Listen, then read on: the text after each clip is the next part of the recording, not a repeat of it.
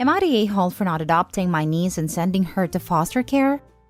I'm 34 male. My sister, 27, has a very long history of choosing toxic partners while ignoring her daughter who is 8 years old. The last man she has chosen as a romantic partner is a thug who would do meth in front of the little girl. When I discovered this, I sent CPS on their house. Sending them to jail for child mistreatment and neglect was a quick process because there was evidence of it everywhere in that house. However, there was no one else to take care of the child. I took temporary custody but cannot take care of a child for the rest of my life. I just can't. I don't have enough money, time, or energy for that. I never wanted kids, and I was okay with living a good enough life where I can keep myself afloat, and adding a kid to my lifestyle would break me financially.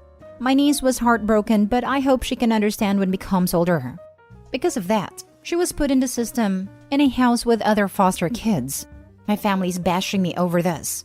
My mom said that I destroyed a family and then didn't even care to adopt a child. Some of my uncles said the same. My best friend also told me that the system could be worse than whatever happened at my sister's house because she could at least have her mom besides her. I visit my niece quite frequently. She is always glad to see me but always asks at least once during the day why she can't live with me. And I say, because I can't give you a good life. Anyway, I'm very lost right now. Did I do the right thing? Now for the top comments. As a former foster youth, not the a-hole, it is going to be very hard for her in care. But if she gets a good home, they are more prepared for the trauma she went through. However, I will say you're the a-hole if you plan on leaving her life. Talk to her foster parents, case social worker, whoever, and set up regular visits. Like weekly visits. Maybe you can sign up as a respite as her parent so you can care for her sometimes, but not be a parent. Be present in her life because I'm sure she's lonely right now. Excellent advice.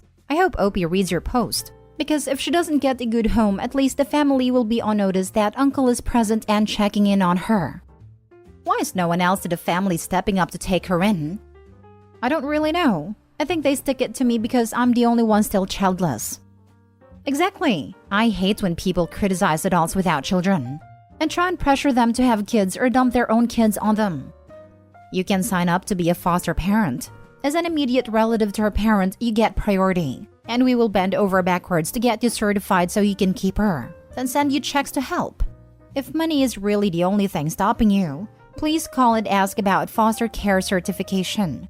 She could be in foster care in your home. Wouldn't that be awesome? I didn't know that. Maybe could look into it. Yes, and they will pay you a monthly sum for her care, maybe even food stamps. I used to work at a summer camp at a YMCA where half of the kids are foster care kids. The state's paid for the summer camp for the foster kids. If money is your biggest worry, and money can pay for a babysitter, after-school care, summer camp, etc., then let someone at CPS know and ask them what resources they have available. Wherever she is now or goes, group home or foster placement is getting paid. They can pay you that money so she can stay. Good luck. Next story. Am I the a-hole for refusing to take care of my children's half-sister while their father has surgery? My ex and I share 3 children together ages 12, 11, and 9. Our marriage broke down bitterly more than 8 years ago. He had fallen for someone else. She was someone who had treated me like crap for months for what was then an unknown reason to me. But either they were having an emotional affair or a physical one, but something was brewing between them. She took her anger at the fact he was married out onto me, and when he was finally honest and open with me, he allowed her to come into the home we had shared to tell me she was going to be my kid's mom, and she would take my life over. So things were not good for a long time, and I have never forgiven him for how all of that was handled, especially when I had a very difficult time after the birth of our youngest. Fast forward 18 months and they're married, and she's pregnant. Ex is having a hard time getting our kids excited and happy, and attempted to get me to play happy family with them for the sake of the kids. I told him that the only positive thing I could do was say nothing at all. Because I was not going to play friends or like a caring family member for them or their baby. When his daughter was born, the mom bailed.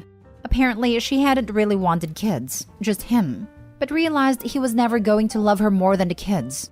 She died a little less than 6 months later. When he found out, he wanted me to get involved with his daughter. He told me his ex wasn't coming back, and that he had 3 kids with 2 parents and 1 with just him. I told him I would never be that little girl's mother.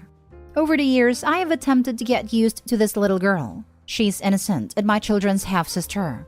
I'm not playing a familial role, but I am friendly around her and interact with her on occasion. Mostly I try to make things easier for my kids. Ex tried to remarry again, but his daughter wanted a mother, and the woman did not want to be one, so she's had a chaotic life. Ex has been suffering from some health problems for a number of years now. He's due to have a pretty big surgery to try and help, but he has nobody who can take care of his daughter while he's off his feet. So he asked me. He also asked if I would be willing to become her guardian if something were to happen to him. This is where more hard lines were drawn, and I said no. He begged me, and I told him I did not want to raise his child nor look after her, / spend that amount of time with her. He told me it would be better for her to be with me than friends of his who have no kids. He said it would be better for her to be with family. I told him there was no way. He tried to get our kids involved, but they told him it would be weird for her to live with us. I was angry at him for involving them like that. We argued for more than a week. He called me an a-hole for taking this out on his child. Then I found out she knew.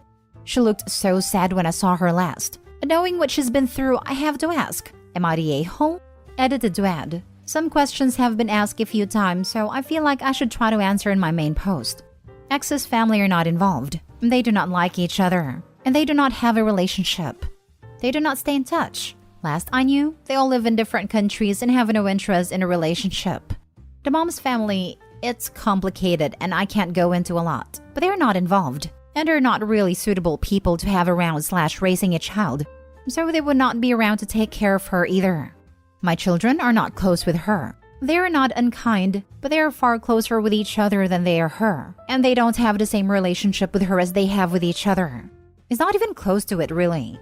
The little girl in question is 6. Not the a-hole at all. Why would he even tell her, a 6-year-old, that you refused it if not to emotionally manipulate you? He's a disgusting human being. Don't let him make you feel bad, because you've done nothing wrong.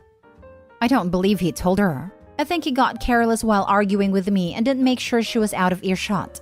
The only reason I think that is because he looked so guilty last I saw him. He even sounds it, more than he ever did for anything else. At least he has that much going for him. I was thinking he was the weaselest weasel who ever weaseled. First off, wow. I can't fathom the amount of hurt you've been through with him. Definitely not the a-hole. You have no obligation to him after what he put you through.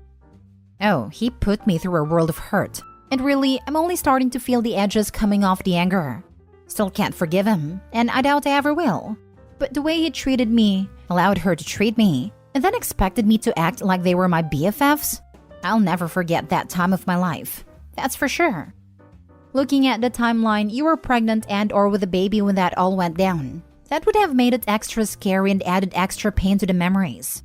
I understand how he feels it is in the best interest of the child to keep her with her siblings in the event of his death. The problem is that it's too much to ask of you. Has he ever really even apologized for his cruelty to you? Not the a-hole. That man is a horrendous manipulative piece of work. That's as polite as I can be talking about someone like him. I hate him, and I've never met him, lol. You're not the a-hole, not even remotely, and good on you for standing your ground and not being manipulated into anything. I genuinely hope that his daughter is happy and very well cared for though. Little Angel deserves nothing but love and happiness. Next story. Am I the a-hole for yelling at my mom after she said she probably can't attend my husband's memorial? My female 28 husband died a month ago. My heart feels like it's been ripped out of my chest, but I'm trying to get through it all. The funeral was small, in his home state. We have the memorial on Saturday, which friends and extended family are attending. My mom is very close to her siblings. I want to add that I also have a good relationship with my cousins, aunts, and uncles. And my reaction isn't based off some build-up anger or something. My 5-year-old cousin fell yesterday and hit his head. He had a pretty bad bruise and vomited. They went to the ER. He got checked out with a CT scan, and thankfully everything is fine internally. My aunt let the family know what was going on, and my mom was going crazy with worry. She let me know and told me to talk to my aunt, so I called her and she was crying, saying how scared they all got. Then mom said she wasn't sure if she could attend my husband's memorial depending on how my cousin is doing. I was pretty shocked. She said that my aunt and uncle are going through a lot of emotional turmoil and she's worried about them. Now, I will completely understand if my aunt's family can't make it, but I want my mother to be with me through my emotional turmoil. I admit I sort of lost it. I cried/yelled at her on the phone that I'm sorry what happened to my cousin, but they are fine. My husband is dead. I'm barely holding it together, and now she's telling me she can't make it? My mom said I'm overreacting and something really bad could have happened to my cousin. I hung up. She just sent me a message saying she understands I'm emotional and she'll try to make it, but I should be more understanding towards my baby cousin. I decided to post here for some unbiased opinions if I went too far yelling at my mom. Now for the comments. Not the a-hole. I feel like her daughter should take priority over a child with 2 functioning parents. Then to gaslight you over your feelings? Damn. Her mother is trying to make it seem as though a child with 2 parents being injured is more important than her daughter grieving the recent death of her husband. To say her daughter is overreacting is discounting her very reasonable feelings on the situation. Is gaslighting. Exactly that. I'm sorry for your cousin. As a father, I know how stressful it can be, but I'm glad cousin's fine. But they have each other, while you shouldn't be alone. You have every reason to lose it for whatever reason, and this one's particularly justified. My sincere condolences for your loss. Yes, Mom said something terrible could have happened to the cousin? Well, something irrevocably terrible happened to OP's husband, and Mom should definitely be there. So sad. Exactly this. The parents are beside themselves and in emotional turmoil over something that could have been bad but wasn't? Neither of these people are going to make it as parents if they get this caught up in every fall, bump, and bruise. And OP's mom is enabling this? WTF. OP, you are so not the a-hole. And honestly, if my mom did something this heartless, I probably wouldn't talk to her for a long time. Not saying you should cut her off. Just saying that's what I would do because I'd be so hurt/angry. Also, my sincerest condolences about your husband. I can't even imagine being that heartbroken and not having my mom there to comfort me. Absolutely not the a-hole. If there is ever a time that your mom absolutely needs to put her worries and other people's needs aside for you, it is now. This should have been a non-negotiable arrangement for her apart from an absolute emergencies. I don't know what support she can possibly provide to the parents of the child who is doing fine that could ever outweigh the support you need from her right now. So sorry for your loss, OP. I hope you have people around you, mother or not. Yep, the fact that your mother considered leaving your side for what could have been is weird and tells me she likes drama. Not the a-hole, and I'm so very sorry for your loss. Last story. Am I the a-hole for refusing to speak at my severely disabled brother's funeral? My 18 male brother of 14 male was severely disabled. He had autism with the mind of 12-month-old. Most of the memories I have from before his birth were positive, but these are limited since I was only 4 when he was born. My parents suspected that something wasn't right when he was 18 months and regressing. From what they told me, he said his first word at 14 months and was reaching his milestones, but one day at 18 months he just started regressing. He was diagnosed with autism, and it was severe autism not long afterwards. He got what's called respite care starting when he was 6 years old, and someone would look after him for several hours most days of the week. In spite of this, the respite care decreased as he got older and I was in charge of him a lot. This meant little to no time with friends, no after-school sports, just looking after that thing. My brother outgrew me when he was 12 and I was 16. I'm only 5'6", 125 pounds. He was 5'10", 295 pounds. I'll let you figure out where this is going. I've been diagnosed with bipolar disorder and PTSD, the former also likely because of him. My brother suffered a heart attack and died on the 11th.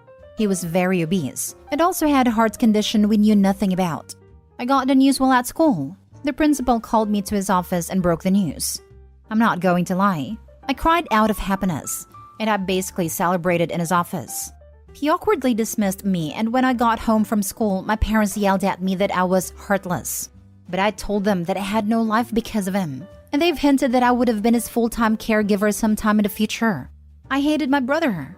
I'm grounded until further notice and have been since Tuesday of last week. I'm typing this from an old iPhone I found in my nightstand drawer. My parents are basically making me write a speech to recite at his funeral, which is on Saturday, with my dad writing some rough drafts, but I told them no. I feel for my parents because nobody should have to experience losing a child, but when I found out he died, it was as if the world had been lifted off my shoulders. Not the a-hole for not wanting to read a speech. You're the a-hole for everything else. I get that you hated your brother, but it's not about him right now. Your parents are grieving. Badly. Don't be an ass and celebrate their trauma. I'm not celebrating their trauma. It's not my intention. I celebrated the fact that I will finally have a life and maybe overcome my PTSD now that it's gone. And you celebrated very publicly. Intentions or not, the result is the same. Your parents just lose one of their child, and the other one is laughing in their face at their misfortune. Imagine how hard this must be for them. Try to have a little empathy for them. They don't deserve this. Opie is a mentally ill teenager who spent most of his life being parentified and neglected in favor of his younger brother. If Opie's parents didn't want him to feel this way about his younger brother, or about their parents for that matter, they should have made better choices. You need therapy. You're right. I'm hoping that if I become ungrounded, that I will start the path to recovery. Don't wait. Talk to your school counselor. My school schedule is full 8 to 3, and my mom picks me up from school promptly after since I got my car keys taken away. And sessions during lunch isn't optional because she doesn't allow food in her office. I've got an 8:30 bedtime because I'm grounded. So sorry for not responding anymore.